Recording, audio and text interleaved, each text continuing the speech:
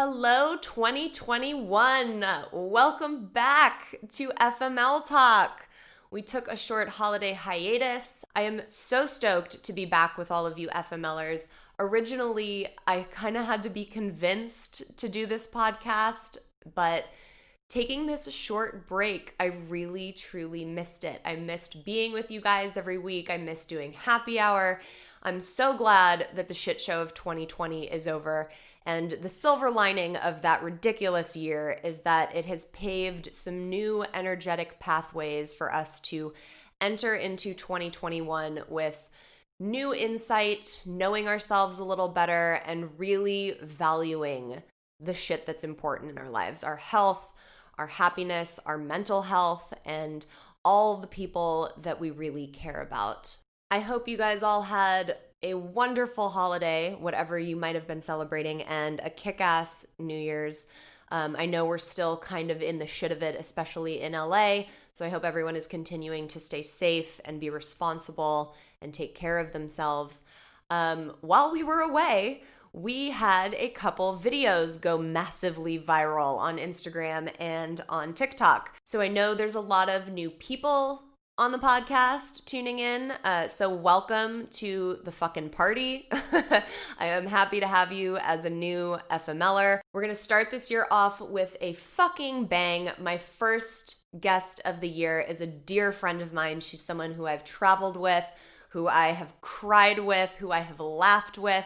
I'm so glad she came on FML Talk and was willing to share her story publicly for the first time. Her name is Lauren Denham, and I cannot wait to dive in with her. Welcome back, y'all. This is FML Talk. Oh my god. Wait, how old was the other girl? 19.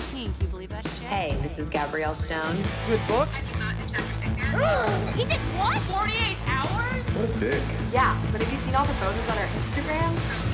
And this is FML Talk. Oh, no, she didn't. Oh my God, it feels so good to be back and hear that jingle again. I'm so excited for today's show.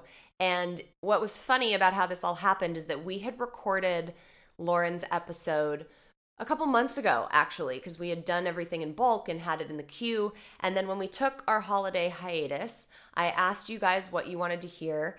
And a lot of people said that they wanted to hear the cheater's perspective. And we had already recorded Lauren's episode, and she happened to be in a marriage where she was the one who cheated.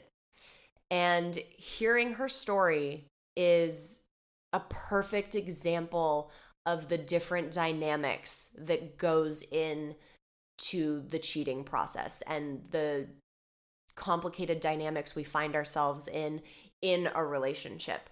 And she never really has talked about in depth publicly. So I was honored that she chose our show to come on and do that. And she was so vulnerable and so authentic and awesome and had such good advice. I was taking notes. But I think it's important to recognize the fact that it's not only men who cheat. Women do cheat too, and often. So I wanted to open up the conversation and dive into not only being a woman and making that decision and the aftermath that came for her afterwards, but also to acknowledge the fact that it's not always men that are in the hot seat.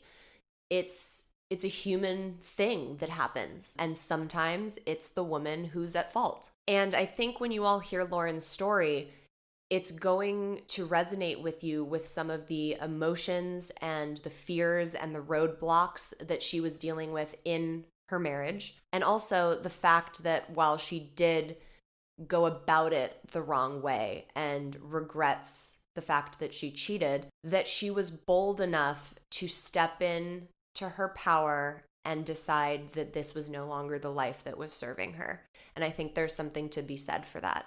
I really related to her decision to step into her power and walk away. There was, Tay and I have had a very on and off, up and down journey together. And one of the times that we broke up, I was absolutely terrified and did not know if I was making the right decision, didn't know if I was going to lose one of the best people I had ever met and had in my life. But I knew somewhere deep down inside of me that there was something that I needed to fix or needed to experience and work through before I could be with anyone, whether that be him or someone else. So I made the decision to leave and really take the time to process things and continue my healing journey. I'm so lucky and thankful that once I figured all of my shit out, he was willing to work on things with me and welcomed me back with his big ass loving open arms. But I know firsthand how scary that can be, to be bold and take that step and walk away from your comfort. I mean, I did that the second I got on the plane to fly to Europe for my FML trip. It was literally leaving all of my comfort behind and taking that bold step into the unknown. But you guys, in the unknown, there is change, and in change, there is fucking power. And sometimes we need that little push to make that change. But Lauren's story is so much more than a typical woman cheats on a man situation. This all happened on the set of Big Little Lies, which, by the way, I love that show. And it really played out like a movie. I mean, I say that my Eat, Pray, FML journey was like a Netflix film. This rivals that. And I cannot wait for you guys to hear her journey. So here we go. Here's Lauren. You guys, I'm so excited for who I have with me today for this episode. She is a writer, a world traveler, and all-around badass, Miss Lauren Denham. I'm so happy that you're here. I'm so happy to be here. Thank you for having me. We met in the craziest way. So I don't know if everybody knows about the Facebook group Girls Love Travel. If you're not a part of it, you should be, especially if you're interested in anything revolving around travel. But Lauren posted something in 2019, and I'll let you share exactly what it was. Yeah, so in 2019, I was like, I need to shake things up with my life. I had been through quite an ordeal. So I was like, I'm just going to get a backpack and go travel the world. I had never done anything like that. So I posted in Girls Love Travel, and I kind of gave my whole story. I was like, I'm going to travel. I'm going to write this book. I just went through a divorce. My dad died. I just really want this whole new experience and to really feel alive again. And then you commented. Yeah, I commented and was like, I'm sending you a fucking DM right now. Because obviously those are all things that I had just done a crazy soul-searching trip and wrote a book about it. I have also lost my dad and gone through a divorce. So I was like, this girl is like me in 2019. Yeah. And we both live in LA. Yeah, literally down the street, not down the street, but like one town over from each other. Yeah. So I messaged you and was like, when are you leaving? I think it was 3 or 4 days before you were setting off on this crazy trip. We went to Aroma and had coffee. I brought her a copy of Eat, Pray, FML. We talked for like an hour straight with not a breath in the conversation and realized how many weird similarities that we had. Yeah. Well, I think it's like, to me, it just reaffirms that there are no accidents. Yeah. You know what I mean? It's like you couldn't write that. Like the Completely. chance, like the synchronicities of bringing us together at that time. Yeah. Insane. And the fact that you were going to be in Southeast Asia the same time I was going to be in Southeast Asia. Right. So that was when I saw your post, I had officially committed to going on my 2019 soul searching by myself Asia trip. And so I knew that I was going to be there. We didn't know where either of us were going to be because we didn't make a lot of plans.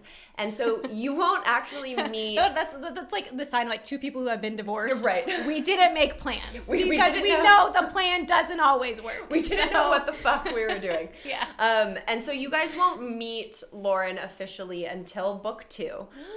But we did both go to Asia, and we did end up seeing each other in more than one country. We had such an incredible time, and I remember really specifically we were sitting at one of the restaurants in Ninbin, like this little side cafe, and we were talking about all the shit that was going on in both of our lives, and I just started bawling, and then you started crying, and we were just sitting there literally across the world from all of our problems, having this therapy session with each other. And we didn't really know each other that well at all. Yeah. But in this weird way, we instantly became super bonded because of all the shit we've been through. Well, it's like pain is pain. Yeah. And how often do you really get to meet someone where they can recognize your pain and you can recognize theirs? Totally. So, we have wonderful friends in our lives and family members and support even through social media. But it's very rare to sit there with someone that truly has, we walked different paths, but they were just so similar. Yeah. That I could feel what you were going through and you could feel what I was going through, and we could really kind of be there for each other and offer, that support and that love and that compassion. Yeah, in a way that a lot of people wouldn't be able to. Yeah, I mean, totally. It's like, I have wonderful people in my life. I know you have wonderful people in your life, but there's just something different about sitting with someone that's actually been through something so similar. Totally. Because you feel seen. Yeah. That's exactly accurate. You feel seen. Yeah. Yeah. So you and I have both been divorced. At an early age. Yeah. Relatively, yeah. Yeah. Considering, you don't go into a marriage being like, I'm going to be divorced by 28. Right. But we're both divorced, but you and I had very different experiences in our divorce.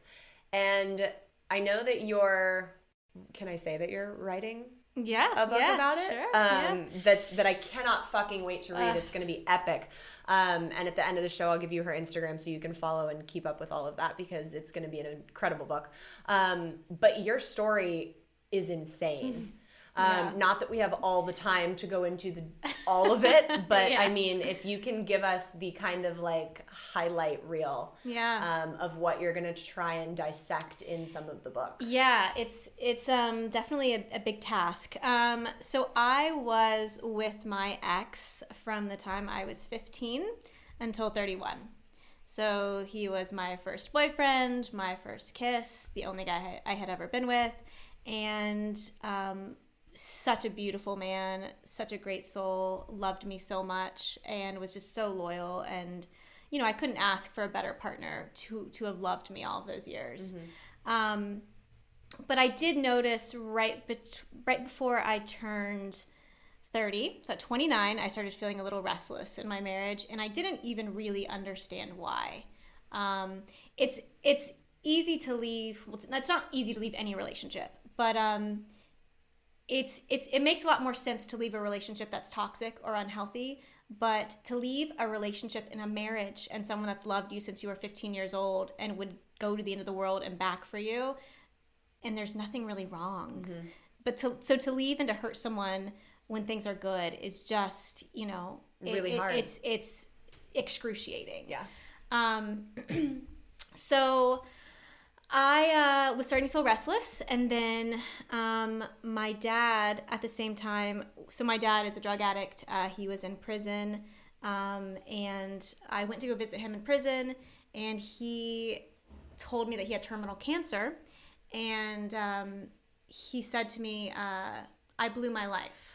I'm okay if I die because I know I blew it. And in that moment, it hit me, holy fuck, I'm blowing mine in a completely different way. I'm not a drug addict. I'm not in prison, but I'm blowing my own life because I know that there's something inside of me that is just like screaming, saying you're actually not supposed to be here. You're supposed to be somewhere else. Your life is supposed to be on a different path, and you're not taking it. And what the fuck do we need to do to make you realize it? So that really, I think, woke me up just to how fragile and fleeting life is, and to how so many people really do blow it. Yeah. There are a lot of people who live their entire life asleep. And I was one of those people. I thought I had this great life. My ex and I, we had a very loving relationship. We both are working in Hollywood, very successful careers, traveled the world. Every little box is checked on what you're supposed to want to be happy, and I was not happy. But it came to the point where it was like, leaving felt impossible and staying felt impossible. So then I was living between two different worlds. I was 1 foot in, 1 foot out, not knowing what to do. And that place of uncertainty, anybody listening, when you're trying to figure out what to do and make these huge life decisions, the unknown is fucking excruciatingly painful. Because once you make a decision, you can kind of just go in that direction. Yeah. But when you don't know what to do, it's the ultimate form of suffering. There's a chapter in my book that's called Fuck Limbo, Peace Begins When You Make a Decision. And it's so fucking accurate. Yeah. And still till this day, when I'm in that uncomfortable waiting phase, it's fucking horrible. Yeah. It's the worst place I can be. Right. It is. It's once you know, you can just go. You can go forward. Yeah. And I just didn't know how to look someone in the eyes that I had been with for 15 years and tell him that I didn't want to be with him anymore. Yeah. Someone that I fucking loved. Yeah. And would genuinely take a bullet for right now because I loved him so much and I will always love him. I did not know how to hurt him. Unfortunately, I did hurt him. And I hurt him even worse because I ended up having an affair myself. So I was working on the show Big Little Lies. This is where, guys, gets juicy. Pick up the popcorn because this is where the story gets like fucking wild. So I stand in and double for Reese Witherspoon, and we were shooting Big Little Lies, and I had this moment when I was so depressed, just didn't know what the hell I was doing with my life. I needed to make a decision whether I wanted to stay in my marriage or not. And I remember, I'm not even like super religious. Well, I wasn't then. So I remember like laying in bed one night being like I don't know who I'm praying to right now. Like I don't know what whoever is there, like I don't fucking know, but something's got to change. Like please bring something or someone into my life that will make it so clear as to what I'm supposed to do. This is in the middle of Big Little Lies. And then a couple weeks later, a random new person shows up on the crew, which that's rare because normally a crew is like set for the duration of the show. That normally you don't just have random people showing up in the middle. But it was someone that got my attention, and we ended up having our own Big Little Lie behind the scenes on the set of Big Little Lies. And this was while Reese's character was dealing with having an affair on the show. Yes. So your real life was literally mimicking what was going on the show you were shooting. I mean, I would shoot a scene with like Reese's character, where her and her husband, who she's cheated on, are in therapy, and then my ex and I were going to therapy. Right. I mean, and just the parallels. The parallels too. I mean, there's a scene in Big Little Lies where the therapist is telling Reese's husband, like, yes, like she was unfaithful, you weren't. But you were indifferent and you really weren't very proactive in your relationship. And that's a form of, like a betrayal as well. Right. And so, but it was the parallels were just very similar. And yeah, so then, it gets a little interesting. But yeah, now I am divorced, and probably what's even more interesting for me now is just being 31 years old and who have never dated anyone in my life. Right. And now I'm trying to date for the first time in my 30s and navigating that whole world in LA, dating here. That's been the most interesting adventure probably I could have had. I bet. How did you end up telling your husband? So, did you tell him or did he find out? So when I was, doing my indiscretions, I was up in Monterey because we were shooting Big Little Lies up there for a while. So I was there for several months. And I think he could tell that something was off. And he hacked into my Instagram and saw that I was messaging with the guy, and it doesn't matter. He had suspicions, right? And he called me, and he just he asked me if I was in love with him still, and I don't know where I got the strength to answer honestly, because it was something bigger than me. It was literally like me. Some higher force came in and just spit out, "No, I'm so sorry." And it was hard. And that was it was over the phone. Yeah. And then, he came up there. We definitely went back and forth for a couple months just trying to figure it out and navigate it.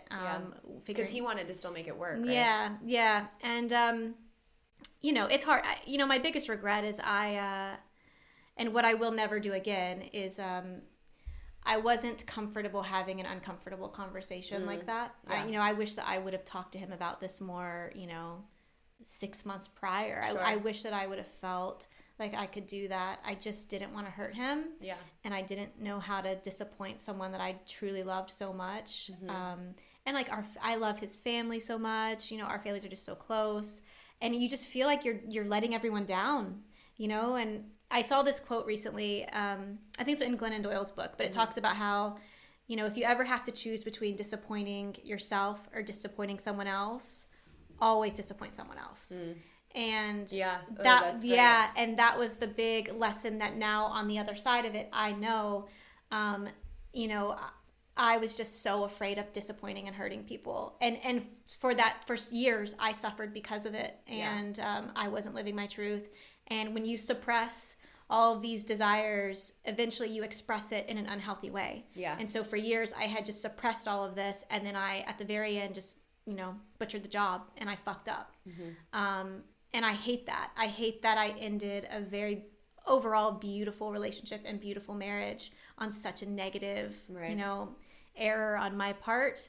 Because I can't take that back. But with that said, I can confidently say I would not be the human that I am right now sitting here if I hadn't have fucked that up in that way, because now my capacity for empathy and for compassion and self-awareness and vulnerability. I mean, I have expanded so much and grown so much because of it. Mm-hmm. I don't know that I would have been the same person if I hadn't messed up so big. That's really beautiful. Yeah. And I do want to point out that it wasn't like you guys had this beautiful, amazing relationship and then you just decided you were bored and cheated. I remember you telling me there was a lot going on with his job that was keeping him away, and it was really hard because you felt like what you used to be in, like you were now kind of left alone almost. Not that warrants any of it or makes anything anybody's fault, but it wasn't like that it was this blissful marriage that you just decided to step out on. Right. The amount of love that we had for each other was beautiful and was so pure and raw and always there. The problem is that we live in LA. We both were very driven people, and he had a job that consumed him. And there was a while where he was working around the clock, and it was probably like a solid 6 to 8 months. And that was right before I was turning 30, and I was going through my own stuff, and I was working a lot too. And I definitely felt neglected. I felt like work for him always kind of came first, but I knew that he was working so hard for a life that he was building for us. Yeah. So it was kind of I would never want to, and he loved what he did. So I loved him so much that I wouldn't ever tell him to stop doing something he really loved and that I knew made him happy. So I kind of took the back seat. And unfortunately, I had so much time to be alone because he was working all the time that I was like, whoa, fuck, there's a whole life out here. I'm starting my own life because I've known him since I was 15. I didn't know what it was like to be by myself. Yeah. I didn't know what that was like. So I kind of started creating my own life and I liked it. I was like, I like my life. And then by the time we got, his job kind of settled down and by the time I kind of got his attention, it was too late. Right. It was just too late for me. I had already gotten a taste of this freedom and this person that I am outside of him that was actually a better version of myself, a more truer, authentic version. And it would just be a disservice for myself to go back. Right. And there's a really good question for people in relationships that are on the fence of whether to stay or leave. And it's, is there someone else that could love him better or love her better? That's cute, yeah. And when I thought about it, as much as I loved him and did not want him to for us to sever our marriage, I knew that there was someone else that could love him better, and that I love him so much that I want that for him. I hope that whoever he's with now loves the fuck out of him because he deserves it. That's really beautiful. Yeah. Yeah. How was it when you went on your big solo trip reading FML. Yeah. Did it bring up a lot of shit for you? Oh my God. If you saw my copy of the book, I have like so many underlines, so many like pages where I put a crease in it. It was just, it was really, really inspiring. I think that sometimes you read these books and you just see yourself in them. And I saw myself in your book, and I think that it also gave me the courage and to keep going, and the validation that I made the right decision. Yeah. And what's interesting too, because I was kind of dating, I left my ex, but then I was also dating at that same time. I've been dating for the last 2.5 years. It's been a shit show. That's a whole other podcast episode. But hearing you and your experiences, with, I don't want to say the wrong names. With Javier? Yes. Okay. Yes. Yeah. So I know we know each other in real life, so everyone has to pause and think of the fake names. Yeah. So, but I think reading all of that provided me clarity, because I had also suffered a minor heartbreak before I took my big backpacking trip. Yeah. That was the first guy since my ex that I really actually had feelings for. That was your Javier. Yeah. Yeah. So I had just kind of ended things with him and went on this trip. So reading, and there were so many similarities between both of our Javiers, I guess. So reading the conflict that you had internally and with your heart and your head, and trying to kind of balance it out and really stepping into your power. I think that was everything I needed to really make the most of that trip and to turn that corner with my own Javier. Oh, so, I love that. Yeah. And then we got to go do it together. Did we do it or not? I mean, yes, we really did it. We did it. Really did it. If you could give everyone one piece of advice that's going through the dating scene and relationships and the turmoil that brings up, what would it be? Oh my goodness. Not to put you on the spot. Yeah. But. Dating scene. Okay. One thing you could have told yourself that you know now. I think that in terms of dating, I think that if a person wants you, you'll know. Yes. I for so long dealt with these situationships where I was confused. How do they feel about me? Why aren't they texting back? All of this shit. Yeah. And it's such a low vibration to be in when you're constantly, it's like you're disempowered when you're, always thinking about these people and how do they like me, what do they feel about, blah, blah, blah. And now I just if a guy wants me, I'm going to know he wants me. Yep. And if he leaves me confused, he's not the right person for me. That is the best fucking advice. I say that all the time to my girlfriends that are well, should I wait a little while to text him back? And what if he da-da-da-da-da? I was when I started dating Tay, there was never a question. Right. How much he wanted me, how responsive he was. There's never a question when it's the right person and when they Absolutely. know what they want. And what I'm working on now, my biggest struggle has been being vulnerable and telling someone that I like them, or I have feelings for them, because then you're opening yourself up to being rejected. So now my thing is when people are well, I don't know how he feels, or I don't know what we are, blah, blah, blah. I'm just ask. Yeah. It's never too early. When is it okay to ask someone about, your situation or how they feel? It's whenever you start wondering. Yeah. Right? It's now it's kind of why do we complicate it so much and spend so much of our mental energy wondering what the other person is thinking or feeling, or what your dynamic is, or your relationship or whatever? Just fucking ask. Just talk. Communicate. Yeah. Because that's really what probably ruined my marriage, is that I unfortunately was not able to communicate. And so now it's just I have to put a voice to this. Yeah. You know what I mean? When you are, all of the thoughts behind the thoughts and all of the stuff that's going on, it's put words to it. And if they're not able to communicate back with you, they're not the right person. It's not your person. Yeah. It's not your person. Yeah. And I do think once you kind of start getting in that space where you're not so worried about that you take more control and you're in your power and you're feeling good and you're not worried about that. You have this magnetic energy about you that it's just naturally going to draw people to you. Yeah. I know that for a fucking fact. I know that for a fucking fact because I saw the fucking men flock to you on our Asia trip. And it was wild to watch that happen. Yeah. Well, you're that's another book. Okay, my love. Tell people where they can come find you and read all of your magical content on Instagram. Yes. So it's at Lauren Learns Life on Instagram. Come over and hang out. I can't wait to read your fucking book when it comes out one day, and we'll have to have you back on when that day comes. Well, I can't wait to read book number 2. Oh my God. Well, you'll be in it, so. You might be in mine too. All right. Cheers, my love. All right, cheers. I love you. Love you. A huge thank you to my girl Lauren for coming on and opening up on FML Talk. It was such a perfect way to kick off 2021 and our return to FML Talk. I'm so happy to be back with you all. Okay, it is that time of the show. We are going to do one of our FML stories submitted by our listeners. This one is a fucking doozy. Hey, Gabrielle. My name is also Gabrielle, but I go by Gabby, and I just wanted to tell you my traumatic breakup story. I had my first boyfriend at the age of 19. We dated for 5 years. So I'm going to fast forward to 5 years. We had been living in an apartment together for 2 years. We got in a big fight about marriage and kids.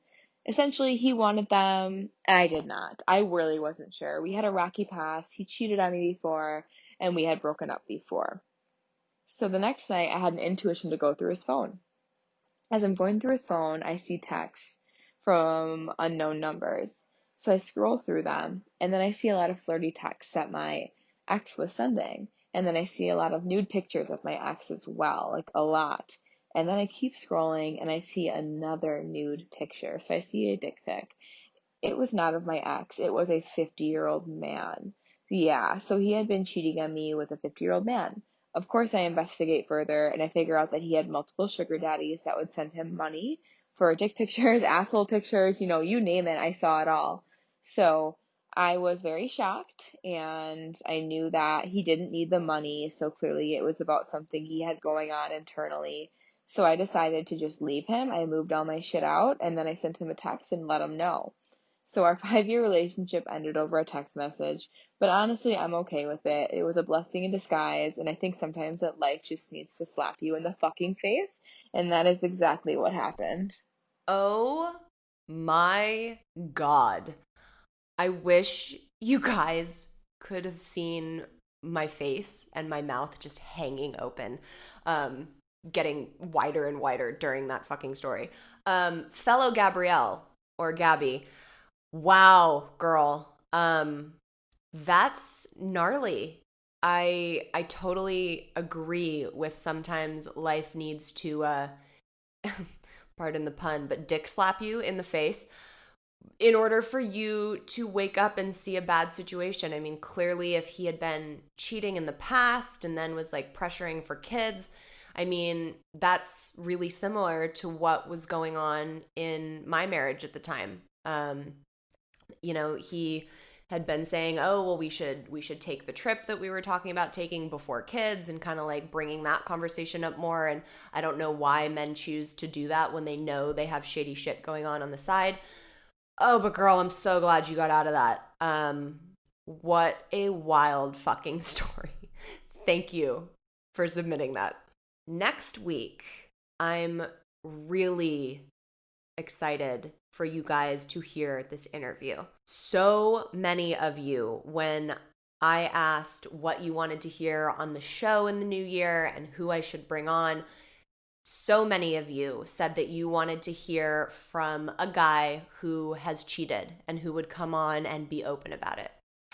Well, my friends, I found the most perfect person to do this. He was so real and so authentic and so vulnerable and answered every question I threw at him. I cannot wait for you guys to hear this next episode. That does it for this week on FML Talk. As always, make sure you are subscribed so you do not miss an episode. Keep up with us on Instagram at FML Talk Podcast, where you can get all the behind the scenes, cool extra bonus footage, and news for what's to come.